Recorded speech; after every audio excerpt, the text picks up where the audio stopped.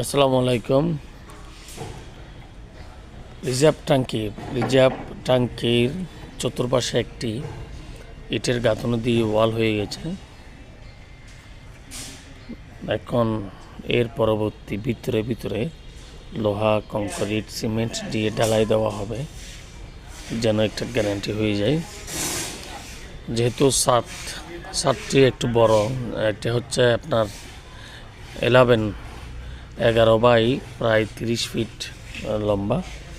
প্রয়োজন হয়তো মাঝখানে আমরা একটা বাচ্চা পিলার দিতে পারি ছাদের স্ট্রংনেস আসার জন্য।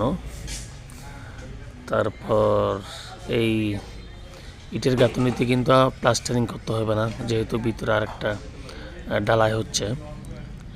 তাই ভবিষ্যতে আপনারা করার সময় এইভাবে চিন্তাভাবনা করে কাজ করবেন। কোনো ট্যাঙ্কির কাজ করতে গেলে এইভাবে চিন্তাভাবনা করে কাজ করতে হবে।